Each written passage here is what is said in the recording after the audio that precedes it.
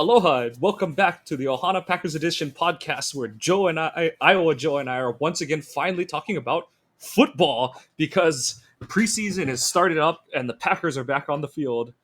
Joe, thank you for steering the ship as I've been AWOL at your allowance this offseason. So thanks for bringing us to this point, but we finally got football back again.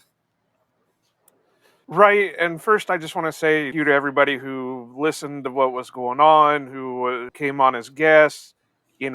Hopefully this next off season we'll have a little bit better time at it. We won't miss any episodes. We'll have a full schedule of things in, but that's the game we're in right now. But thank you to everybody who's on, all our great guests. Hopefully you guys enjoyed it. Do drop us suggestions on what you'd rather hear, or any guests that you'd like to have us on. I'm open to sending anybody an email or a message and getting them on to talk. But yeah, football. I think that's what we're originally here for, isn't it? To be honest, I feel renewed for it because I did so much off-topic stuff throughout the off season that I didn't really pay attention to a lot of the piddly news and that was coming out. I would catch a glimpse here and there, but other than that, I really ignored most of it. And I'm really excited to get back into the season. Although, like I sent out the other day, that on one hand, I love having football around, but on the other hand, I know what it brings, and that comes the crappy snow and cold and everything else. And I don't know if I'm ready for that part of it, but we did have a game yesterday, or this will come out Tuesday. So we did have a game on Saturday. I'm just glad it was a preseason game. That's all I can say about it. Yeah, I mean, it's said all the time that preseason games is not for the fans, it's for the organizations and all that kind of stuff. But I mean, we'll be frank about what we can be frank about. And LaFleur kind of said it after the game, you would love to have seen a better bit of execution from your top players, but the Packers played the Jets in Lambeau. It was a 30-10 loss, and how much you can realistically take away from that is, to each their own. For a bunch of the fan base like me, it's okay, like that was disappointing, but whatever, it's the first preseason game. But there is, of course, the section that is chiding and being snarky about it, and I'm sure there is a third section of the fan base who is mailing it in for the rest of the season because, oh god, it sucked and stuff. But in all honesty, Joe, I really don't know what to take away from this game other than hope that Xavier McKinney you hope that Xavier McKinney and Jaden Reed can get back on the field soon as they can with the injuries that they've got. McKinney is dealing with the calf.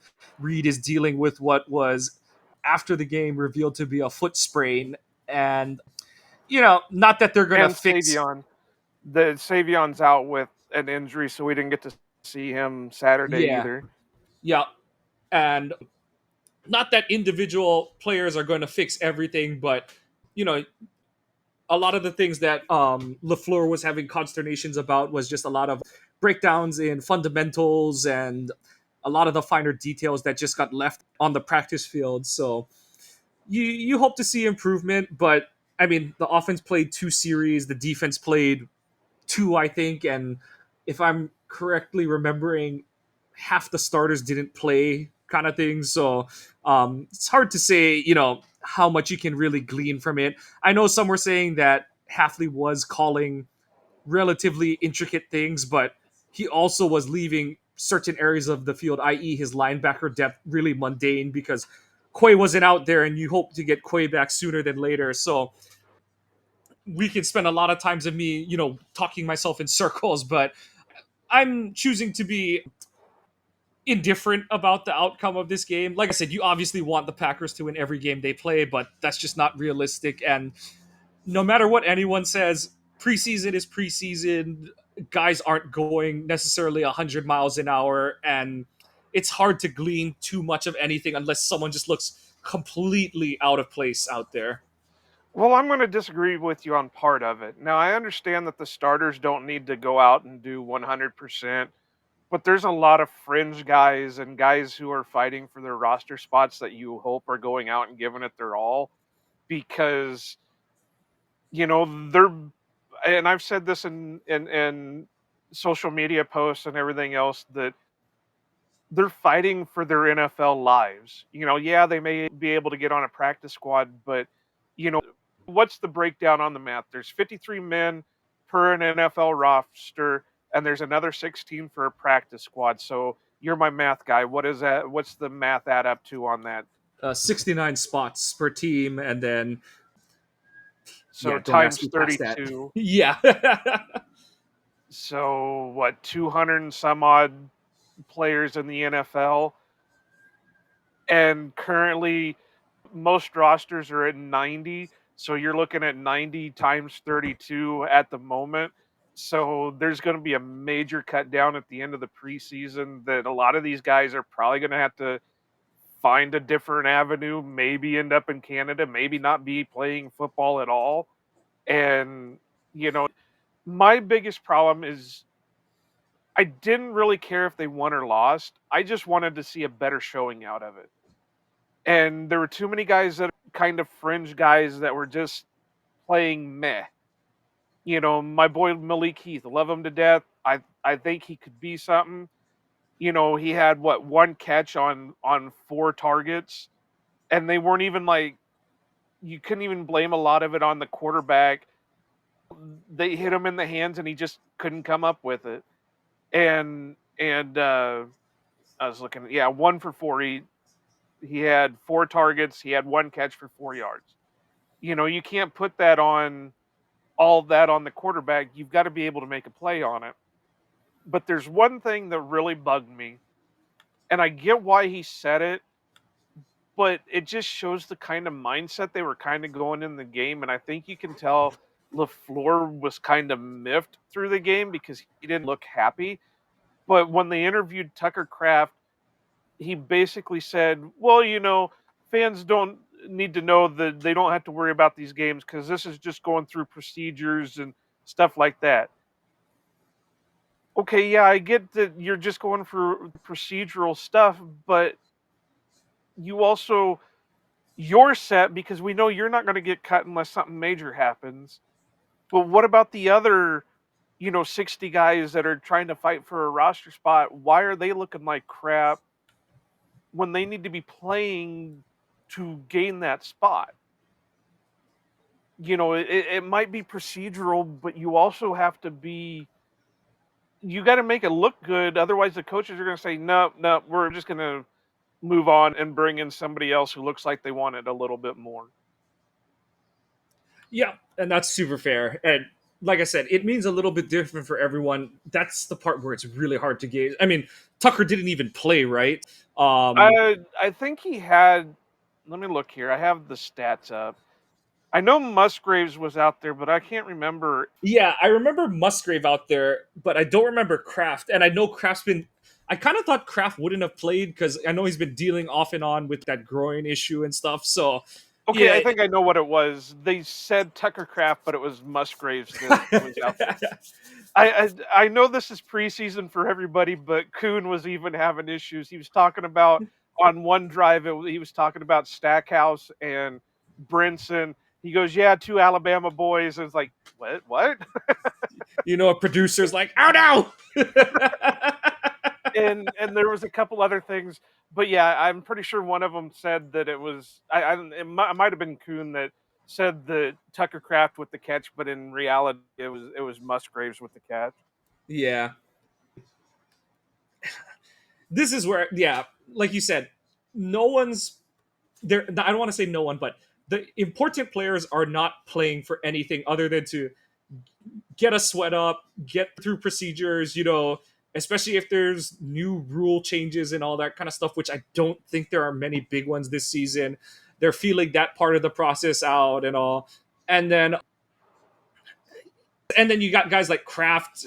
It gets into the whole, would Kraft be playing if it was a game that mattered? Probably. Would McKinney be playing a playoff push game? Probably. The only one who probably wouldn't have played is Jaden Reed, because he kind of left it super murky during the game, like, oh, I don't want to be wrong about what it is, and I'm going to let someone else say it, kind of thing. And then it came out like an hour after the game ended that, oh, he has a foot sprain and he'll be reevaluated over the next couple weeks, kind of thing. So I agree with you. Like I'm indifferent to the outcome of the game. Like you said, 30% of these players aren't going to make a roster in any regard, whether it's the active roster or a practice squad.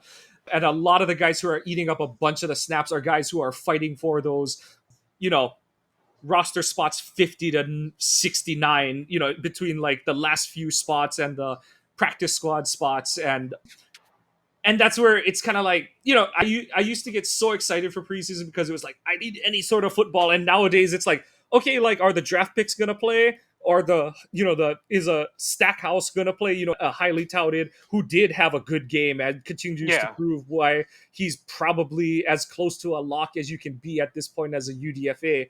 But at the same time, like you said, it's, I don't even want to say bothersome is the right word choice, but the things that Tucker said, the way that, even Jordan, the way he was trying to be politically correct with his answers after the game, where he's like, sure, you want to do better and stuff, but he was kind of like threading, walking the line of saying like, hey, we got out there, we ran some stuff, it didn't work out right, but no one got hurt, kind of thing. Like, you could tell that was like the biggest point that he was trying to make. But of course, he's not going to say that flat out. He did say, like, of course, you want to play better, you want to play well every time you go out and all that kind of stuff. But you can tell that for different people on different planes, that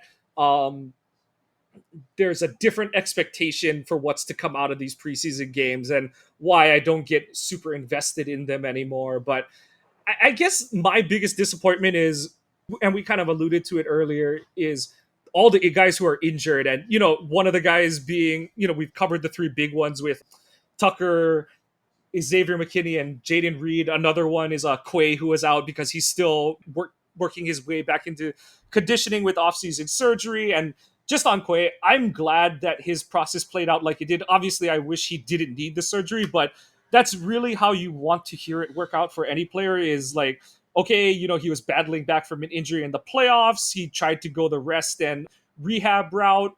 And first day of OTAs, he's like, nah, it's not working. Let's just let's put a pause to it, go get the operation. And because, everyone's like, why didn't he just do it first? If you can avoid surgery, you should avoid a surgery at every opportunity you can as an Right, it's not athlete. like it was an ACL or something like that Yeah, yeah, where he's, yeah. we'll see if rehab Yeah. will fix it or And whatever.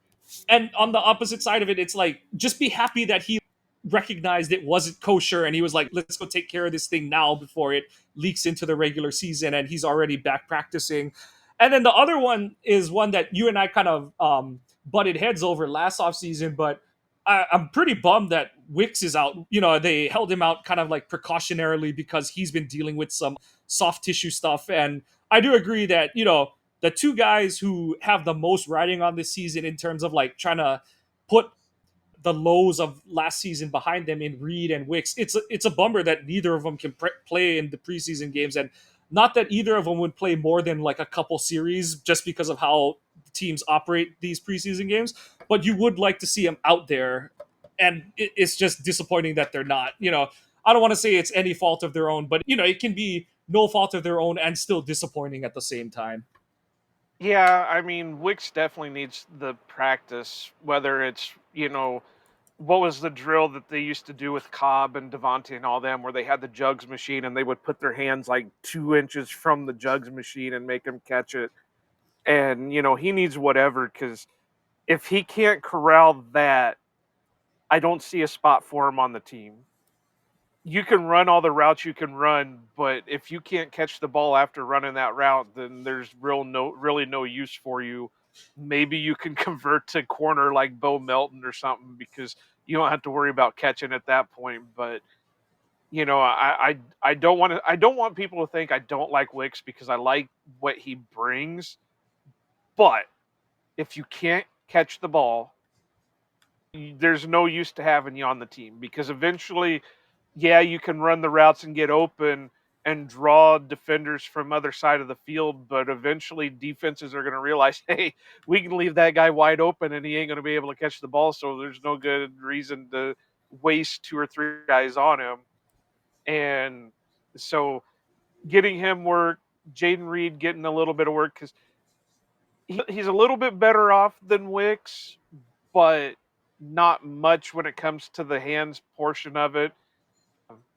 And there's some young guys that, could obviously maybe not read so much because of what they invested into him, but, there's some young guys. I mean, Matthew Golden had 2 catches for 20 yards or something like that. I think that's what it was. Or did he only have the 1 catch? He only had the 1 catch for 7 yards. It was Shepard that had 2 for 20, but Golden had the 1, but then he drew the pass interference call, and that's pretty unusual for a rookie to get a pass interference call in the preseason. So, because usually you got to play through that young guy and shit like that. But that's there's going to be some guys that can replace. Will Shepard is really kind of lighting things up a little bit with practices. He had a good family night, then he had a good night against the Jets. If he keeps stacking those successes, it's going to be to the point where can we afford not to keep him? And I know there's always these guys every year that were like, "Oh man, he's really doing great. They can't afford to get rid of him," and then they cut him. But if you've got a sure-handed guy, let's put it this way: if you put Wicks up against Shepard, Shepard goes for 85% catch rate, and Wicks is at 35% catch rate at the end of the preseason. Who are you going to keep more? Yep. So, I mean, I I I just feel threw like we Mike could for a loop because he's got to think about it.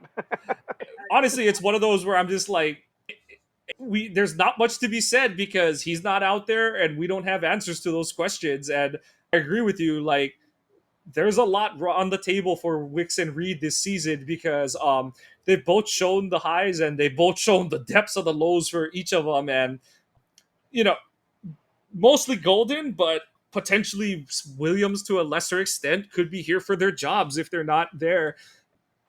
And if it's not one of them, it's someone that they pick next season. So, it remains to be seen. Wouldn't that be And weird if they went back to back wide receivers in the first round after not doing it for 23 years? if the board falls that way, do it. Like, I know, but wouldn't that be something that after it would be 23 years? hilarious. Topic of discussion. I know Topic, that's way too yeah, early. yeah. One of the ones that there's not nearly enough snaps to feel either way about it, but I was fine with how Morgan looked out there at left tackle. I mean, he didn't get tested or anything like that, but also he didn't just get his lunch handed to him on, in his face kind of thing. And so, when you only play like 10 snaps, there's not much to go off of. So I take some solace in the fact that he wasn't just wiped off the field in that short of a time. So that's a decent thing. Um, Other than that, there was just not enough sustainment on offense. Dobbs, like, I do think people are being a little bit facetious with how they term a drop on both those plays, but you're supposed to be the trusted guy. You got to make both of those plays. The second one, that one was a little bit better coverage. The first one was kind of tough shit luck, but you got to hold on to that one because people are saying, "Oh, he flat out dropped it." You got to watch the one from the end zone replay. Sauce has his hand in there, and so when Dobbs goes to tuck it, he tucks it into the fist, and the ball comes out. But that's one of those where it's like you got to be a little more aware of what's going on and like go with the one hand tuck and stuff like that. But those are the plays you're literally there to make and stuff. And it was it's disappointing to see Dobbs not come up with either of those because that would have extended a drive, giving you more bites at the apple to see more of Morgan at left tackle. Yeah, like honestly, there just wasn't much to talk about on offense. And it's not like and even like the sack fumble, it's so hard to tell. Like I do believe that Willis held on to the ball too long and stuff. You gotta have a quicker clock when you're down on your own end line and stuff. But it's also the whole thing, like MLB, the good pitchers all have ERAs above like 9 in the preseason in training camp because it's like, all right, I'm going to work on my crappy pitches and I'm going to get my arm loose kind of thing. And it's like, yeah, that's the time where it's like, okay, let's give that third string guy a chance to uncover downfield and see if you can hit it there because it obviously you don't want bad film on record, but hey, let's see if we can hit that play. And at the same time, it's like just hit the check down and live to punt it away kind of thing and stuff. But you're grading on a different curve when it's preseason. Well, and that's what I meant by my earlier statements, that it's not so much that I think they needed to go out and kill themselves winning this game. It's you're putting stuff on film, and you don't want to see that kind of stuff on film and be in that room when that coach is ripping you a new asshole because you whiffed on a block or you dropped, all your chances, or you missed the gap or whatever. You don't want that, put that on that film, because you're going to be the one being called out in the middle of a meeting. So, and that's sadly what was happening, because even on the defensive side of the ball, yeah, the defense, like the first two, I'd probably give them the first 4 plays of the game on defense. They looked pretty solid, but then all of a sudden they just kind of dropped off, and they were letting Braylon Allen and what was the other running back that they were using basically like run all over them, and even Justin Fields had the running touchdown. And like, all right, I understand we're not at full health on this, but that's not a good look, especially when the player Justin Fields is because you played against him so many times before. But it just, like I said, I don't want people to think that I want everybody to go out and kill themselves for these games, but Yeah. just make it look better. Yep, exactly. That's all we're getting at. And we can say it in 40,000 different words, but it's like, just, you know, it's the whole do your work early, do your work well, and you'll get off the field because you'll have coaches will have seen like, okay, you played 3 good series, and it's like, okay, let's let the deep roster guys bang it out kind of thing, not leave this like sour taste in your mouth where it's like that was a bad couple series. Like, do we leave the starters out there, the Mosh starter group out there another series to play against their like all reserve unit, or do we match and all that kind of stuff? So it's like, and like I said, fans shouldn't be overreacting either way to preseason games. But the 0-16 Lions won every preseason game, so that shows you how important preseason wins are at this point. But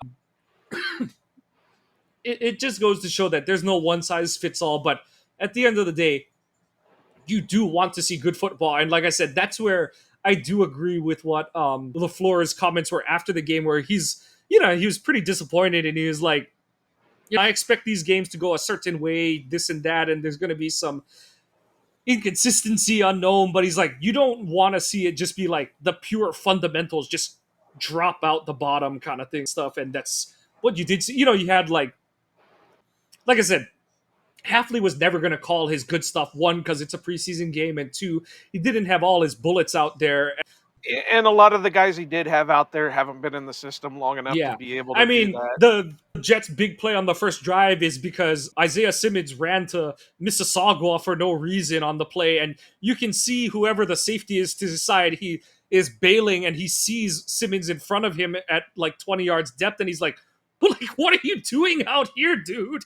And that's where the ball went and stuff. And on one hand, like I said, that's where you're going to get these kind of errors. But also, yes, it's Simmons' first year in the system, but he's also like a 7-year vet at this point, and there's got to be some understanding of basic coverage calls and stuff, that it's like, you have a hook zone, you can't be in the deep middle kind of thing and stuff. So, you know, it's hard to say. It would be, and like you said, it'd be one thing, the touchdown you give up isn't a broken pocket rushing touchdown to Justin Fields where your QB spy gets juked out of his jock on the 5-yard line. And those are the parts where it's like, okay, we always, like I said, you don't want to rule anything out one way or the other, but it's like, it is always a source of consternation when it's like, same old shit, huh, guys? So that's the part where it's kind of like, And like we both said, this is not a fire anyone, cut anyone episode or anything like that. I'm still super high on what Hafley's gonna do once he has everyone and stuff, but it's more of a come on, you guys. We Now expect better than that.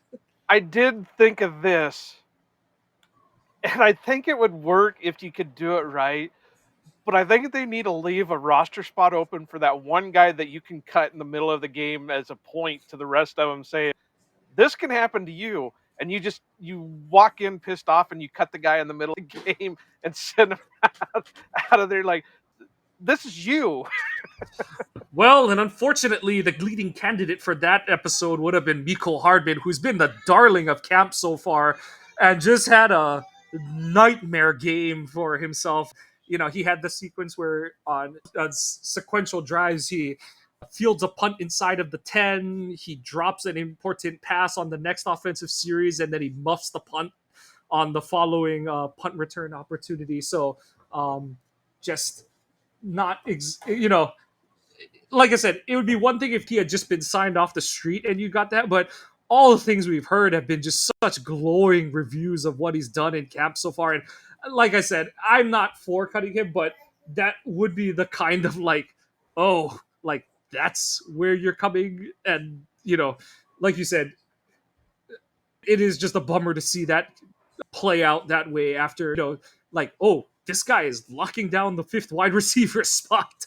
Well, and then we heard all off season that that they brought him in to be the special teams player, the returner, and he muffs a punt, and it's like what? That's who you're wanting as your returner. So, and that's why I said, guys like Shepard and Abani Konda were stepping up. And, it's like, okay, well, do you keep one of those two or do you keep the vet and Hardman?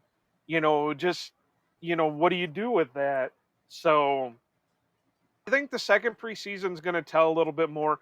I was shocked to hear it, but I guess, how they send the players down. They've sent like Christian Watson and who's the other one that they sent down to Madison to work with the university on keeping hamstrings healthy and soft tissue injuries, that they were working with them. And LaFleur said the study said that starters are less prone to get injured in the regular season if they play a little bit during the preseason.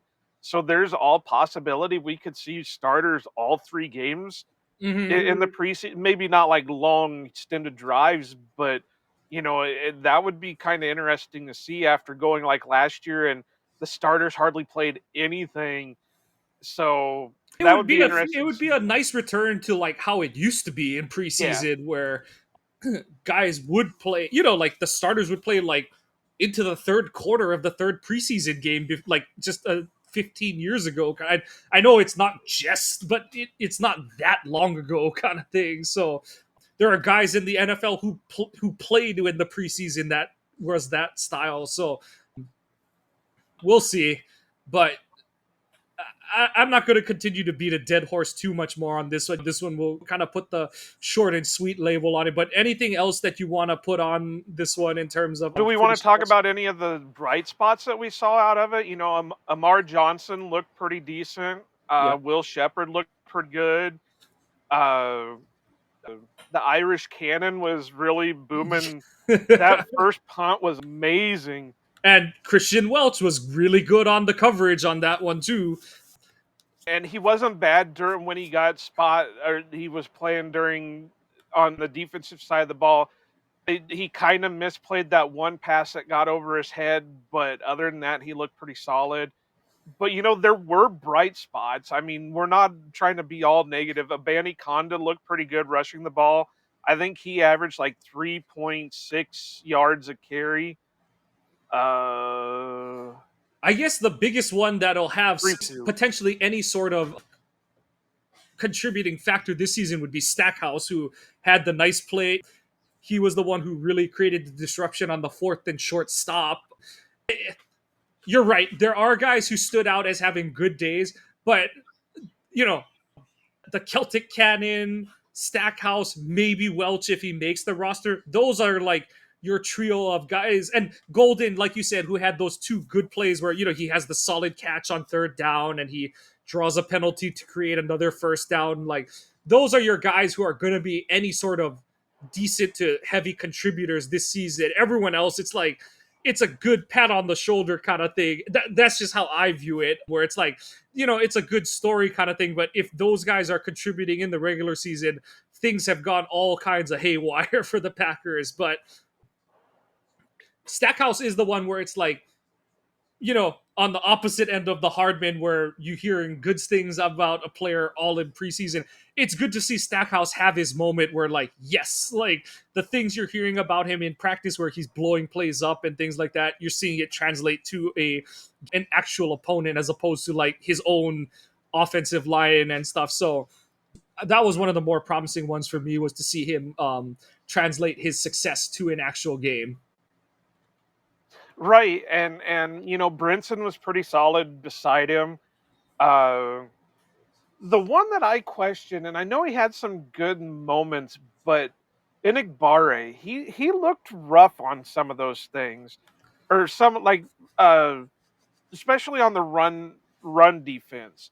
So I'm wondering if he's going to be able to, if he's going to be that guy, or if he's going to be one of those rotational pass rush specialists going forward. I and this does go back to, we talked about it last year, where I didn't agree with what they did after they traded with after they really blew an opportunity to get Lucas more snaps. I understand that they were trying to bring him along on the classroom side of things, but a lot of his stuff is implementation, and you've got to give him more snaps. So it's like I didn't understand why they were so um hell bent on having Inagbare start after the Preston trade. And Inagbare is like he was one of my draft like darlings when we picked him and stuff, but he seems to be a guy, like you said, he's kind of topped out as what he's going to be as an NFL player. And there's nothing wrong with being a guy who you draft in the fifth round and becomes a rotational edge guy who gives you like 4 sacks a season. That's a solid NFL player, but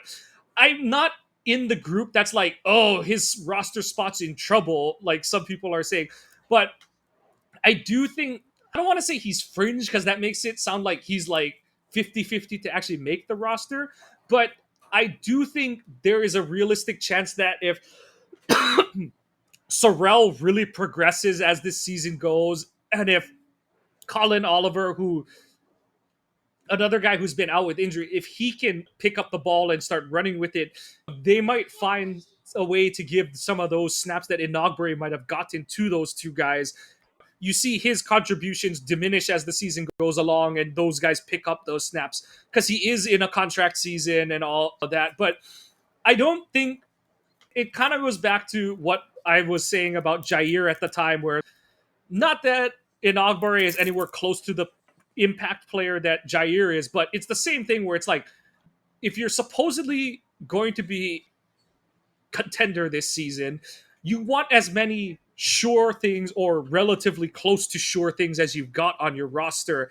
And I know that Inagbare isn't anything to write home about necessarily, but like I said, that's a guy that you're like, okay, he's going to get us 5 sacks on the season and give us mostly solid play throughout the course of the season kind of thing as we bring a couple rookies along. And I do agree with you though. It's like, there's a couple of times where you're kind of like, you're a fourth year pro and you're looking at this like you don't know what you're quite looking at.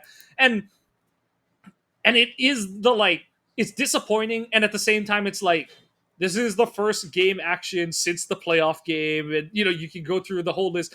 Like you said, this is where the second preseason game is going to speak volumes on where these guys really are, how much of it really was going through the motions. And trust, like, if LaFleur is half the guy we think of him to be, he's going to like tell those guys like, all right, like, you got your walkthrough medicine out this past game. We're like you said, we're not going into fifth gear, but we're going to throttle up a little bit on this one. Well, speaking of LaFleur, um, I had a friend that was up at training camp this past week, and this was a little bit of what she said about it. She said LaFleur has been really pissy. I've heard it's because he's not happy with the offense. They've looked tough this week. He made them do 2 unscheduled walkthroughs at night on days when they'd already had a public practice. So, it sounds like he's not even happy with a lot of the shit that's going on. So, I'm wondering if my earlier statement about what Tucker said is kinda overflowing and the coach is kinda getting, "Hey, you need to put a little bit more effort in this. This isn't just about procedures. This is about being game ready." I think the way LaFleur is looking at it is like he's got, what is this? 19, 20, 21, 22, 23, 24. So this is your, 7, yeah, yeah. this is your seven. And out of those 7 years, really only 2 years, 2020 and 21, did the offense start relatively quickly out of the gates, kind of thing. Like, and even 20 and 21, like they had the stinker in week one, and then they kind of got the ball rolling after that. But otherwise, it's been a slow burn out of the blocks. 19, it was the first year, so it got those write offs. 22, it's like, okay, there's no Devontae, so what are they going to do instead and all. But, like, I do think LaFleur's kind of like, okay, like, this is year 3 with mostly a lot of the same pieces, and I know we don't have Christian, but most of you other guys are back, and so, like, get your shit together and stuff. So I'm kind of, like, appreciative of that tone and I don't want to say it's desperation, but just having that attitude from your coach that it's like understanding what, especially, I think also because he's looking at as we're playing Detroit week one and we have not played well against them in like 4 years. So, like, can you guys like get your shit together and do the thing? So I'm kind of glad to see that, there's someone is, you know, getting a little bit of the, excuse me, someone's here for the moment, I guess is the way I would put it. Like he looked the big picture and the fine details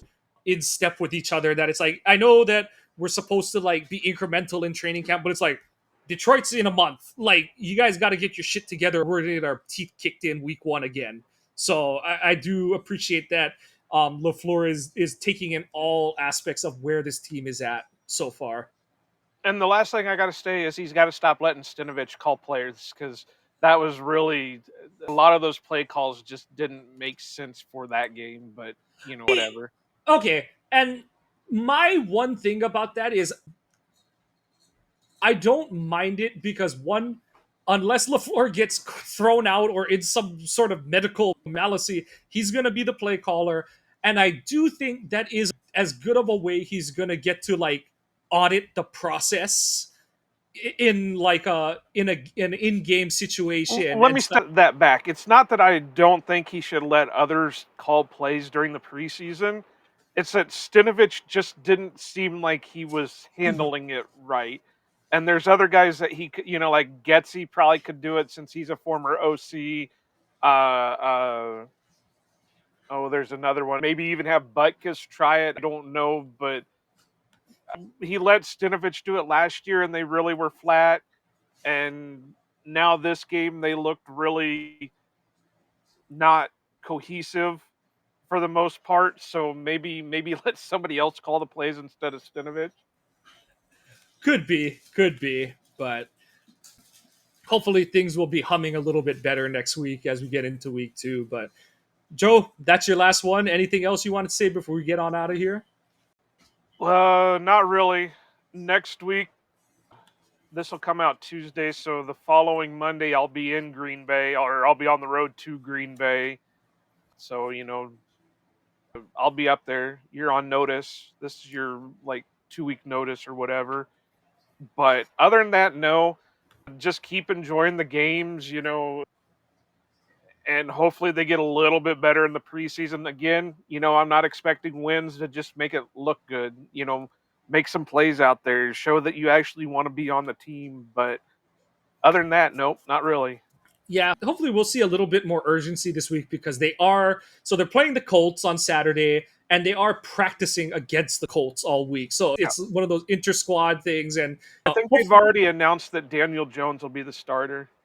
right, because Richardson fucked something up on his hand, but I think it'll, you do see a little more oomph in those games because you don't want bad blood necessarily, but some of the stuff that stews over the week kind of plays out into the game. You don't want to see a Sternberger where like freaking the corner is taking cheap shots in the game kind of thing and stuff. But you want to just see the competitive edge take off for both of these teams, and it wouldn't be the worst thing for the Packers to kind of put the throttle open a little bit further. But otherwise, that's going to do it for us this week. Thanks for joining us. As we said, we're glad to be back to talking more predominantly about football again. Check us out on our social medias. Excuse me. At Ohana_Packers on Twitter, at Ohana Packers Edition on Instagram. Search us on Facebook. Check the podcast out on your favorite podcasting apps. Please give us a like and a subscribe if you're enjoying what you're hearing. Check out the website ohanapackers.org. Carlos has been joyfully putting out articles left and right now that football is back and never been backer. So please just check out what he's been writing for us at the moment. And all your comments, please give us whatever feedback you can. We want to create the content you're looking for. The Packers move on to week 2 of the preseason, and we're going to be recapping that action from Indianapolis next week. For Iowa Joe, I'm Mike. Go Pack Go, and aloha.